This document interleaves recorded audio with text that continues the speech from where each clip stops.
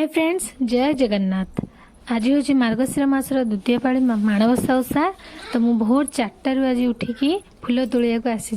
देखु केते अंधार, केवल लाइटा जलुची बोली टिके आलोक देखा जाउची, किंतु सतरे बहुत मार्गशीर मास गुरुवार किंबा माणबसा गुरुवार जोटा को गोटे ओडिया पई पूजा कि गोटे पर्व नुहे, एटा गोटे ओडियार इमोशन। आउ यही पूजा बिना प्रत्येक ओडिया असंपूर्ण। साधारणतः प्रथम पाड़ी माणबसा को अलग पाड़ी कहा जाए। विभिन्न प्रकार जगह नहीं कि विभिन्न प्रकार नीति नियम रही।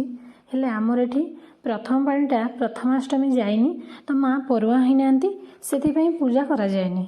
आमर द्वितीय पाड़ी प्रथमाष्टमी गला परे माँ को परुआ करके पूजा करा जाए। मो पाखे वीडियो धरिया को तो मोबाइल धरिया को कहीं नथिले, सो मु निजे फोन रखी देकी वीडियो करछि। मास मध्य मार्गशीर श्रेष्ठ एवं बार मध्य गुरुवार। मार्गशीर आ गुरुवार उभय श्रीहरिंकर भारी प्रिय, तेणु माँ लक्ष्मींकर पूजा मध्य एही दिन रे करा जाए। शीतर प्रारंभ हुए मार्गशीर सूर्य उदय होती टिके विलंबरे। माणबसा गुरुवार रे मार्गशीर मासर प्रथम मूल रे माणबसा गुरुवार रे सही शस्य को रखी पूजा करा जाए।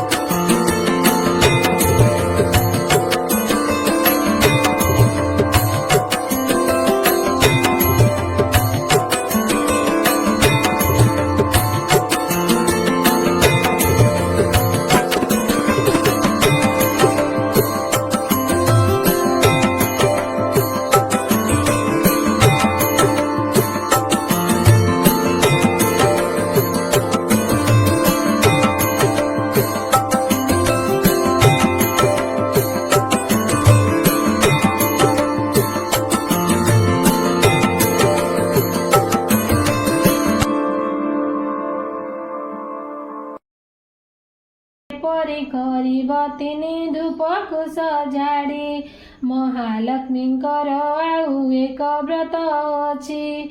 सुदशा बोली ता नाम लोके प्रकटिछि। शुक्ल दशमी हेले गुरुवार दिन, हुई सुदशा व्रत शुण देई मन।